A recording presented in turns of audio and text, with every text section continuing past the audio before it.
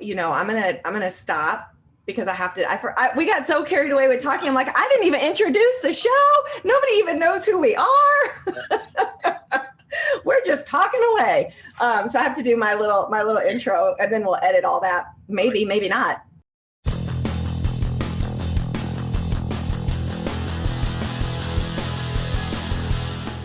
Hello, everybody. Welcome to this episode of Classroom Matters with me, your host, Christy Houle. And I am delighted to have Dr. Danny Brassell on the show with us today. He is so many things. This introduction could go on and on and on. So I'm going to hope that some of those things come out as we talk during this episode. But I think first and foremost, he's really just a leader in the world of education, whether it's motivating educators, writing books for educators, which he's done quite a lot of, motivating kids to read, being one of the nation's leading reading ambassadors. So tons of things to talk about. Danny, thank you so much for being here. Thanks a lot for having me, Christy, and thanks for all that you do for education. You're making a difference. So give our listeners, I know a little bit about your background, but give our listeners a little bit about what you feel is most important for them to know about sort of what brought you to what you're doing today in your journey into education. Well, I mean, I really appreciate that kind introduction, Christy. People call me America's leading reading ambassador, and it always cracks me up because I grew up hating reading. My father was a librarian. I always hated the public library. They always had uncomfortable furniture. It smelled funny. There was always some elderly woman telling me to be quiet. There's always some freaky homeless guy who thinks he's a vampire hanging out at the library. I always hated it. And probably the best thing I read as a kid was the TV guide. That's what I would do. That was my contribution to reading. And it wasn't until I started teaching in the inner city in South Central Los Angeles where I noticed most of my students didn't have any of the advantages I had growing up. And I just said, shame on me. You know, I grew up very blessed, Christy. Both my parents were together. We weren't very lower middle class, but we always had food on the table. We had books around us. My parents read to us kids. They read in front of us. And I realized a lot of kids weren't exposed to that. And so that really became my mission. It kind of ticked me off that not everybody had a fair shake. And, that's really impacted the work that I'm doing now. I'm expanding programs around the world. And I have a pretty simple goal right now is I want a kid that goes through my program to win the Nobel Peace Prize someday. So we'll hopefully get there. So you were in a home with librarians. Now, was it just your father that was a librarian, or was your mother a librarian as well? My mother was an actress, so that's why I've never met a microphone I didn't like. That explains a lot. So do you feel that, I know you touched on it a little bit, but do you feel that having that librarian in your home really impacted your love of reading? Because you read all the time. If anybody follows you on Twitter, you're always showing the books you're reading. Like, you are an avid reader. Do you think that had an impact on that? Well, obviously it did. I mean, even if I resisted it as a kid, as an adult, my father's passed, and he would just be giggling if he looked at me now that I'm a reader, because he tried everything to get me to read, and nothing ever worked. And I think a lot of those things he tried stuck in the back of my head. And those are some of the things that I use, in the last 25 years in education. I've worked with thousands of kids, and you and I were having this discussion earlier. They're all different. It's kind of like when we talk about education, everybody wants the one solution. I'm like, there's not one solution. There's 36 solutions, and what's right for this person might not be right for this person. If people would start to understand that, I think we'd be much better off. Mm-hmm. Yeah.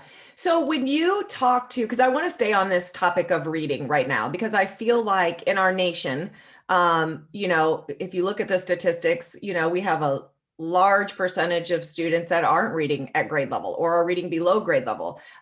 We have much more of that than we do of students reading above grade level.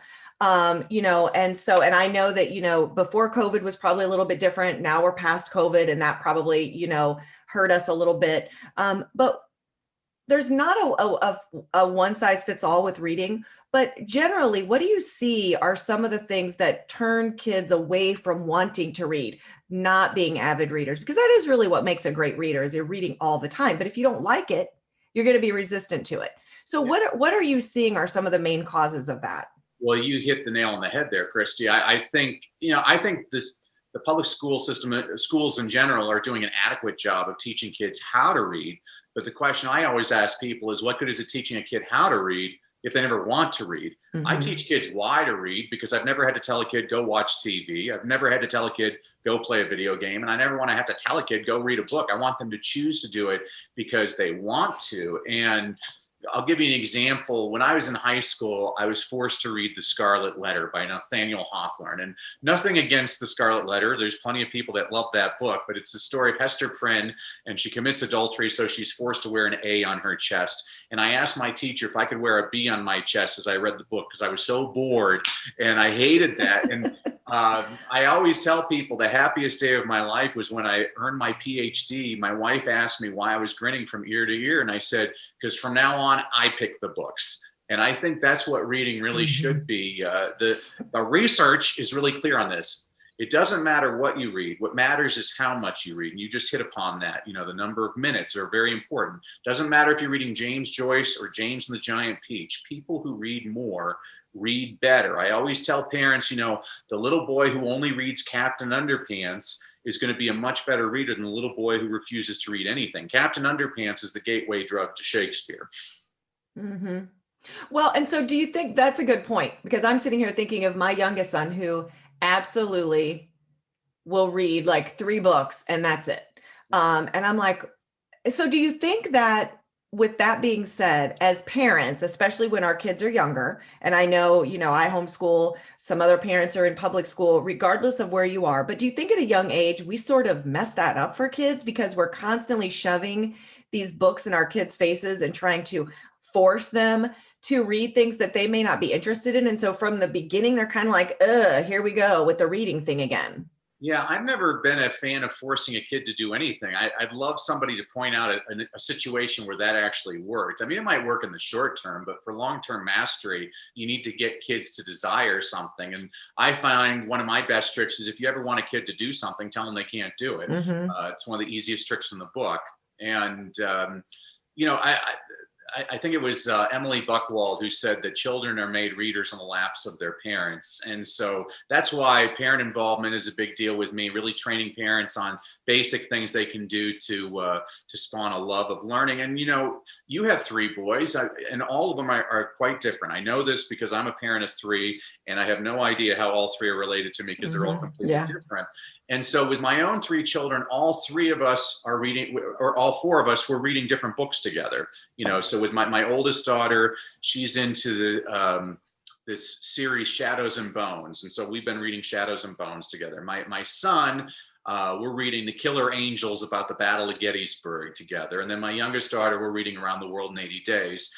And, that's how you find out what kids are interested in. If I used to volunteer with teenage girls at a juvenile detention facility. And the way I got them hooked on reading was in the back of Us magazine. There's this great thing called the Fashion Police, where it's all these comedians ripping apart the outfits that celebrities are wearing. And these girls couldn't get enough of that.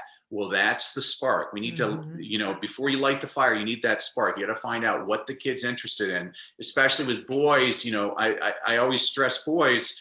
4 out of 5 of our struggling reluctant readers are boys. And I find, this, I can't prove this, but one of the things I've noted, if you're from the education system, you look at 96% of kindergarten through 2nd grade teachers are female. And I think a lot of those women teachers don't realize that they're reading books that might not be of interest to boys. There's a great little scene in one of the Diary of the Wimpy Kid books where the mother decides she's going to start a mother-son book club around the block. And so all the boys come and she's asked them all to bring books. And she brings like Anne of Green Gables, Little House on the Prairie. Little Women. Yeah, Little Women, Sarah Plain and the 12. And the boys all bring like How to Cheat at Video Games, the book of bodily functions, and that's what, I had a little boy that people said, oh, he doesn't know anything. I'm like, well, this 5-year-old can tell me every single fact about a stegosaurus. Now, if he can just pronounce the word stegosaurus at age 5, that's pretty impressive. But to give me all that information, that tells me I need to be reading about dinosaurs with this little boy. You got to pay attention. And every kid's different. That's the struggle for us as teachers. If you have 35 kids, you got 35 different learning styles.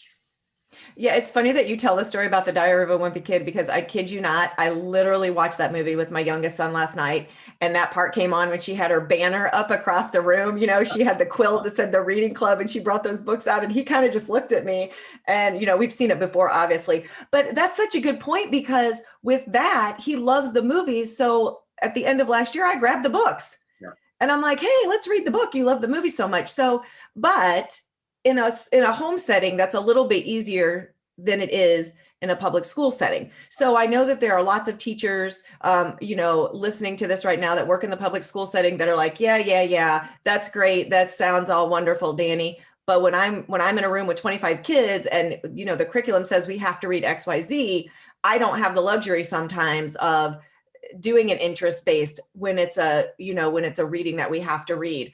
So what are some things that teachers can do when they really don't have a choice and the child just has to read a certain passage or a certain text on a daily basis, and they're really resistant to that? Yeah, that's a great point, Christy. And I mean, I always tell people teaching is easy. Good teaching is hard. I mean, it's not easy to work with. I mean, 25, I always had at least 33. Right. I was being kind. And it stinks when the states mandated certain things. And I actually embrace every challenge. I love to embrace it. And I poke fun at it. So even like when we used to do standardized testing, I used to tell the kids, this is dumb. This is a waste of time. And you know what we're going to do? We're going to ace it. Because if we ace it, they'll have to listen to us. Because if we fail it, they'll say, oh, you're griping about it because you're not smart enough. But if you're the smartest, then they have to pay attention and re-examine the test. I mean, if you look at like a standardized test, one of the problems I have with standardized tests is the story passages are so boring. And I look at back in the 1950s, the kids were learning how to read with the Dick and Jane books. And one guy put an end to that. He's a very sophisticated doctor, last name Seuss, Dr. Seuss, or as my little ones used to call him, Dr. Jesus. Now, there's a reason he's a doctor, not a mister. I think he taught most of the world how to read in English. I mean, look at all the things Dr. Jesus does with his books. I mean, first of all, his books always rhyme. Which is awesome for anybody who's trying to learn how to read, especially if English isn't your first language. And every now and then, teachers in the public schools are going to come across students that English is not their first language. Matter of fact, if you look at the last 20 years in education, we've had a 9% increase in general student population, but we've also had a 65% increase in the ESL population. So it's something for us to be paying attention to. Dr. Seuss, you know, his books are always about something. I always encourage adults, you should reread your favorite kids' books as an adult. You'll get a different take on it. I mean, Dr. Seuss wrote the Lorax when nobody else was paying attention to the environment. And I mean, I live in the Western United States, you know, maybe it wouldn't be 120 degrees every day with forest fires if people were paying attention to the environment.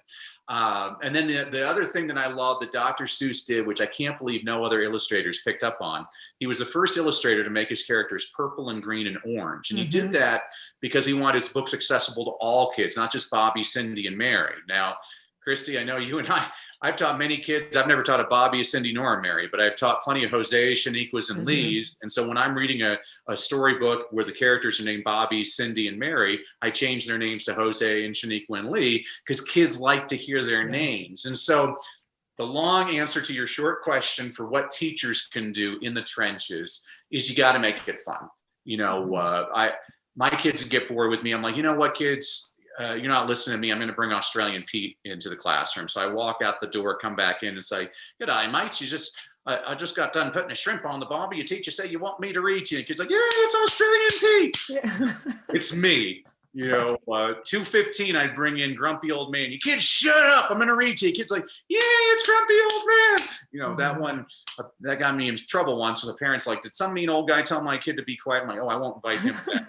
But you got to make it fun. I learned this a long time. I used to tell my I've taught all ages, but my passion's with the little ones. The reason I love the little ones is because they don't know what they can't do yet. and Mhm. they're just amazing in their enthusiasm and their energy. And I used to tell them, the average adult laughs 15 times a day. The average kindergartner laughs 300 times a day. So your Mhm. job is to make me laugh 315 times every day. The kids get really freaked out about, oh, we got to make them laugh. We got to make them laugh. But I want it to be, I don't think you ever learn when you're not having fun. And that's the key. Every teacher has to remember is you got to make it fun. I mean, and it's not Little House on the Prairie anymore. We can't get away with just standing in front of a chalkboard, disseminating information to kids. Kids are we have to be in the edutainment business. We have to make it interesting because we got a lot of competition or we're going to lose those kids. Yeah. Do you think I'm glad that you brought that up because, obviously there's the last 6 months, a year, I don't know how many years, but there has been a huge either teacher shortage, teacher burnout, people leaving. Do you think, obviously it's cyclical, right? Like happy teacher, happy kids, happy kids, happy teacher. But if the teachers burn out and they're, for a lot of good reason, right? I'm certainly not putting any type of blame. I totally understand why teachers could feel overwhelmed and stressed and anxiety. So when you're feeling like that sometimes in a system, you don't want to bring in Australian Pete because you just aren't there, right? You're not in that mood on a daily basis. And then that sort of trickles down to the kids. So are you seeing that as somewhat being part of the impact on children, is that teachers aren't always bringing their A game every day and being in that sort of jovial mood? Yeah, absolutely. My biggest failure in life was leaving the classroom, Christy. I know exactly when it happened. I had this wonderful fourth grader named Jonathan. He was just brilliant, so gifted and talented. And I was having a parent conference with his mother one day, single mom, raising him and his older sister, working 3 jobs. Just because a parent doesn't show up doesn't mean they don't care, folks. Mm-hmm. I've worked with incarcerated parents, I've worked with intoxicated parents, but I've never actually worked with a parent that doesn't love hearing me say nice things about their kids. And Jonathan's mother asked me a direct question I was not prepared to answer. She looked at me, she said, Miss Brassell, Jonathan looks at you like a daddy. If you were his daddy, what would you recommend that I do? And the word that came out of my mouth was move. Because my school district did not have a gifted and talented program, and her son was gifted and talented. And I knew if Jonathan stayed at my school next year, he was going to get Miss Hampton. Miss Hampton was going to destroy Jonathan because Miss Hampton stayed at my school, direct descendant of Darth Vader. And I realized that if that's what I truly believe, I need to resign, which I did that day. I wound up finishing the school year, but I left the classroom. That was my biggest failure. I went into a deep depression over it, Christy. And finally, one day, my mom gave me a pep talk because my mom's a peppy person. She said, don't you see, Danny? Don't you see? Now your job is to pump up other teachers so they don't quit. You're going to affect so many more kids this way. And that's why I do what I do for a living. Mm-hmm.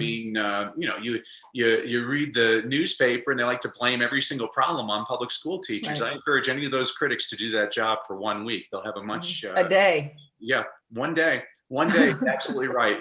It's really fun. And that's what we don't know is people don't look at numbers in this country. We lose over half of our teachers in America in their first 6 years in the job. Mm-hmm. We lose over half of our educational administrators in their first 3. My job is to keep great educators at schools, and if they're not great, I totally encourage them to leave, but if they are great, we need to support them. And there's just so much nonsense. And whenever there's a problem in society, they decide to add that to the curriculum. Yeah. This is kind of funny. I would encourage all the listeners of this podcast, actually look at your school district's requirements, because I've seen so many school districts where if you actually add up the number of minutes of the requirements, they're actually longer than the kids are actually in school. Mm-hmm. It's crazy. And again, I think when it's a bad school, we should call them out. But when it's a good school, I think we should also call them out. I'd rather focus on the positives and get rid of the negatives real quick. Yeah, for sure. Did he stay or did he move, Jonathan? Do you know what happened? Yeah, he stayed. He was in it's difficult, again, this is kind of my advantages in life where I had parents that would advocate for me and knew their rights. And I see so many parents, I worked with a lot of parents that English wasn't their first language. They were immigrants. They were worried they were going to get deported for reporting anything. And so that's why I absolutely love working with parents so that they understand their rights. But unfortunately, Jonathan stayed at that school. He did get Miss Hampton, and I don't like to go into the sad story. Yeah. I like to go Yeah. into the happy and uplifting ones. So we've talked a little bit about, and you brought up the Lorax, and we talked about Diary of a Wimpy Kid. So things have changed now in a sense of movies, TV shows, social media, technology, right? So you've got kids, I've got kids, and when I used to see my kids, my kids are older for me. They're teenagers. Two of them are teenagers. One will be a teenager soon. And where I used to see a book in their hand 4 years ago, 3 years ago, now I see technology in their hand. Instead of sitting down and reading, a couple chapters of their books, they're sitting with their phones in their hands. And so I know as a parent, we have to regulate that. But what impact have you seen over the last definitely 2 to 3 years with the lack of reading, hands-on books, real books? Those things where you turn the pages and they smell really good and they crinkle in your fingers, not ebooks, but real books. So are you seeing a big decline of kids wanting to read or reading in a certain age group because of all of the social media and technology that they have available to them now? Yeah. So everybody else, Christy, is telling you that technology is the death knell to reading. And I'm going to tell you exactly the opposite. I always embrace technology. I think we have to take all these things that we perceive as weaknesses and view them as strengths. I mean, the average kid today has more print exposed to them in a single day than the average kid in the 19th century had exposed to them over the course of their lifetime. And to me, I fly all over the world speaking to different audiences, and I always wind up behind the same guy in the TSA line who's just impatient, going, "Oh, this line is taking forever." And I'm like, "Wow, who knew? It's a government institution. Why would it be moving so slowly?" I never worry about standing in lines anymore because I have my iPhone, which has access to the entire world to it. Now, I'm like you, Christy. I like old-fashioned books. I like the smell of books. I like holding them in my hand. I'm horrible because the books that I own, I write all over them because I take notes and everything. My wife is exactly the opposite. She has her Kindle, and even though I'm not a big electronic kind of reader, I'll give you arguments for like a Kindle. So my wife's from Singapore, and so every other year we fly to Singapore. And while I'm packing 20 books in my luggage, she's packing a 1 pound 7 ounce Kindle that has access to the entire world's library. We both read in bed, and it drives my wife crazy because I always have to have my bed lamp on in order to read my book. Her Kindle illuminates itself, and finally. I'm getting kind of old in years, and sometimes it's difficult for me to read the print. Well, on her Kindle, she can actually adjust the font size. It's never a problem for her. So again, I see people always are the naysayers and the doomsday people. Oh, this is the death of kids. I was with a 4th grade teacher, and she told me, Deshaun doesn't know how to read. I'm like, okay, well, I'll work with Deshaun. So I worked with Deshaun for just an hour, Christy. And in 1 hour's time, Deshaun texted probably about 10 of his buddies. He sent out some emails. He was surfing the web. I'm like, he's highly literate. You're using a definition from 75 years ago. Do I want kids to read physical books? Yes, I do. And as a matter of fact, I can tell you that most of my students do read physical books because they see my passion for it. And that's the simple tip I give parents. I used to run a nonprofit called Real Dads Read. And I used to always challenge the dads. I'm like, hey, Dad, you want to know why your kid likes football so much? It's because that's the only time you spend with him. Yeah. If you spent your time reading with him, he'd be a reader. And my pastor says it best. He's like, parents, you've got the greatest home field advantage in the history of the planet. You could be the worst parent ever, and your kid doesn't know it. To them, your mom or dad. And I would make the same argument for a classroom teacher. Most kids, they could have the worst teacher in the school. They don't know it. It's their teacher. And so I take that modeling responsibility very seriously. Yeah. And the modeling too goes into the classroom, because there's been many times as an administrator where I would walk in and the kids would be being asked or told, to spend 20 minutes of reading, and they're sitting there reading, and the teacher is walking around or doing anything but having a book in their hand. And I'm like, okay, they see you not reading, as you profess this importance of reading, you should have a book in your hand. You should be modeling reading all the time in your classroom as a parent, and you talked about, I love the fact that you brought up the fact that just because parents don't show up doesn't mean that they don't care. Because I worked in an underserved community for 10 years, and it just drove me insane that some of these, some of the folks in the building thought that these parents that didn't show up, oh, they just don't care. They're not a good parent. They're not having their kids read. And I'm like, well, you know what? My son had 3 events at school this week and I didn't show up because I was here. Does that make me a parent? So, but they have access to just books and reading in the car, and, having your child text on the phone. That's what I do with my youngest son, because he really isn't hey, I'm going to go pick up a book. And I'm like, send me 4 text messages today.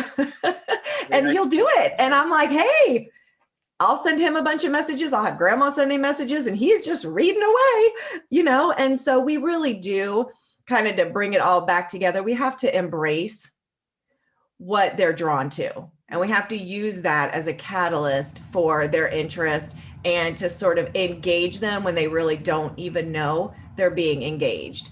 And that is going to, obviously make them progress to the next level. So can I clone you, Christy? I mean, that's really one of the tips, a simple tip that I give when I'm talking to parents. I'm like, if you have one of these iPhones on you, you can program daily reminders. And so for me, I have daily reminders because there's things, this is pathetic, that I can watch the movie Tommy Boy and remember dialogue verbatim, but I've read the 26 words of John 3:16 3,000 times. And for the life of me, it was difficult for me to remember those words. So now what I do is I set a reminder every single day at 3:16, and I read John 3:16. I do the same thing with literature. And so there's a book, Dune. I think they just made it into another movie. It was made into a movie back in the 80s.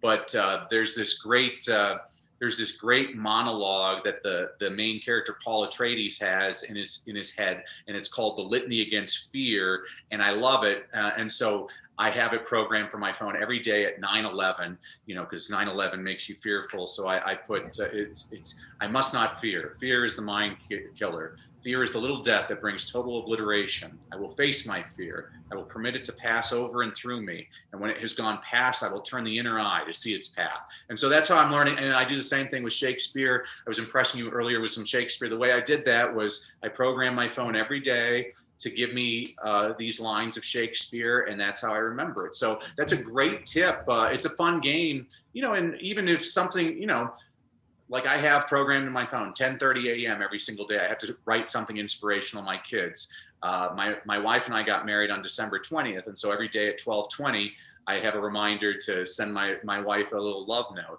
I mean, you can do things like this that's an easy, simple tip. You stumbled upon it on your own, Christy. I applaud you, and I think it's so simple and yet so powerful. Those are the things that work the best. Mm-hmm.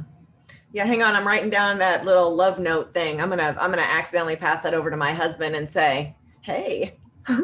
Well, people say it's not romantic. I think it's very romantic. I think it's fantastic. I programmed it, and I'm like, you know what? But I'm making sure that my wife's a priority every single day.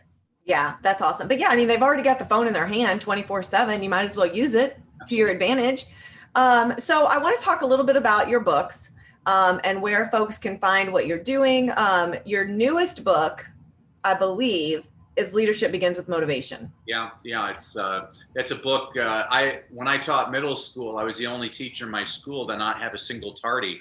And the reason I never had a single tardy was I always started class by doing a read aloud. I used to read aloud a lot of Paul Harvey stories when I was a kid. Growing up, I listened to every day. I couldn't wait for 12:15 because that's when Paul Harvey came on the radio and said, "I'm Paul Harvey," with the rest of the story. And he had these stories that just hooked you for about 3 to 5 minutes, where you're trying to figure out who's he talking about. And so I wanted to write a book about that for my students. And actually, this was completely accidental. After I read the book, I'm like, I have a lot of examples that are basically white, male, and American. And so the book I'm writing right now is almost completely female, minorities, international examples, because I'm a professor in Egypt, and so the Egyptian kids need to hear about stuff. But I have short stories. So here's one On the morning of January 17th, 1977, Gary Gilmore, in a plain t-shirt, strapped into a chair with a bag over his head, awaited a firing squad of 5 law enforcement officers to execute him at the state prison in Draper, Utah. Convicted of murdering a gas station employee and motel manager in Utah the year before, Gilmore would be the first person in the United States to be executed in nearly a decade. Shortly before his execution, prison officials asked Gilmore if he had any last words. Neither he nor anyone else that day would know the impact of those words. Over 10 years later, in 1988, Dan Wheaton, an advertising executive who co-founded the Wheaton and Kennedy Agency in Portland, Oregon, made something of a morbid pitch to a struggling fashion company. He recalled the inmate's final words and used a slight variation for his pitch, and seemingly everyone hated his idea for the company's new slogan. Just trust me on this one, Wheaton implored the company's co-founder. And the co-founder, his company, and the public have not looked back since. The co-founder's name was Phil Knight. The struggling brand he co-founded was a shoe company called Nike. And advertising executive Dan Wheaton slightly altered death row inmates Gary Gilmore's final words, "Let's do it," into the phrase, "Just do it." The phrase has become Nike's signature slogan, helping to turn a niche brand into a global multi-billion-dollar giant and etching the phrase indelibly into consumers' minds around the globe. So that's a quick story, because that's how you hook. I want to expose kids to as many types of stories. Your intern Taylor, she said she's interested in journalism. So I'm like, when I heard that, I'm going to find journalism stories to inspire Taylor. And if I could find stories of young women who were discouraged. I mean, one of my favorite young journalists was a woman named Nellie Bly. And it drives me nuts. Americans don't know who Nellie Bly is. Nellie Bly was the Mike Wallace of her time. She was an investigative reporter, always went in disguise. And this book that came out was Around the World in 80 Days by Jules Verne. And she went to her publisher. She worked at the New York World. She went to her publisher, a guy by the name of Joseph Pulitzer. And she said, "I'd like to try to go around the world in 80 days, Mr. Pulitzer." And he said, "It can't be done, Nellie Bly." But he thought, this might be a good way to make some money and get advertising. And so he let her go on her trip around the world in 80 days. And she failed to make it around the world in 80 days. She made it in 72 days. And the best part of the story was one of the first places she visited was Jules Verne in France. A lot of people don't know this. Jules Verne never left France his entire life. And he was delighted that not only was somebody attempting to go around the world in 80 days, but that it was a woman who did it. Young girls have to hear those types of stories. I think all of us need inspirational stories. And that's what I'm always trying to do with it. So what I'm trying to model for you here, Christy, for the teachers out there that are struggling, well, I have to do this, or I have to do this. I always go, stop whining. Let's figure out how to make it something powerful. You can show your enthusiasm. Find things to read to the kids. I've got plenty of kids that they might not be able to read on their own yet, but I can read with them. And especially beginning readers, I'll start with something that's very, chicka chicka boom boom, something that's lots of repetition, where every kid, they're at least memorizing the book so they can show it off to their parents that they know how to read. Now, memorizing is one of the steps in getting the kid building up their confidence. This is what we do is, competence builds up your confidence, and confidence, you start doing a lot of more. And this is why I'm so passionate about this. The more excited we get kids to read, the more likely they are to read. The more they read, the better they get. And so this is, and one of the things I wanted to do for everybody in your audience, Christy, was if they go to freereadingtraining.com, again, freereadingtraining.com, I'm going to give everybody a complimentary e-copy of my book, Read, Lead, and Succeed. It's a book I wrote for a principal who didn't know how to engage his faculty. So I said, okay, I'll write you a book. And so every week I give you a concept, an inspirational quote, an inspirational story, a book recommendation on a book you should read, but you're probably too lazy because you're an adult. So I also give you a children's picture book recommendation that demonstrates the exact same concept, to get people excited about books. And then I'm also including a couple of digital reading trainings that I do with parents around the world. I'm very blessed. I've got the world's top reading engagement program, and we've just partnered with a company, which is a social media platform for 7 to 12-year-old kids. You'll love this, Christy. It's called Cyber Smarties, and basically, if you write, Danny, I think you're ugly, it won't let you send the message. Instead, it sends a video saying, there's better ways to talk to people like that. That's not a nice thing wow. to say. And after about 4 days, kids get tired of getting blocked from what they're saying, so they only write positive things. Basically eliminated cyberbullying in Ireland. And right now we're introducing our program, which the same thing, being nice is just like reading. It's a habit. So we're trying to build positive habits. And so our company right now, we signed last week 137,000 students in southern India. We're creating a whole program throughout the African subcontinent. I'm very excited. I really want to make the entire third world into the first world. And I think education is the great equalizer. Yeah. So we're going to put all of that information in our description for our listeners. So those of you that are listening, if you're, please, if you're driving around, don't try to write all that down. I promise you, we're going to give you that information, and it works really well. I got all my goodies, my free ebook and all that stuff. And it's really great. You've written a lot of other books, the Read, Lead, and Succeed, the one you just talked about, bringing joy back into the classroom. There's so many others, and they can find all of those on your website. You've got tons of great information on there. They know how to contact you. And I want to go back really quickly before we sort of wrap this up. All these things that we're talking about and some of the things that you just mentioned. And I know teachers know this, and I know that we all know this, but I think sometimes we forget that none of this is possible without getting to know your children, building a relationship, being interested in them, genuinely interested in who they are as a person, in their life, in their family. You're going to get so much further with your students, with your kids, if you are asking them questions about their passions. If you're interested in that, you have to know these little people, and genuinely love them and know them and be interested in them, or most of this stuff is just not going to happen. Yeah, I'm just enamored with my mother. Recently, she admitted that she hates football.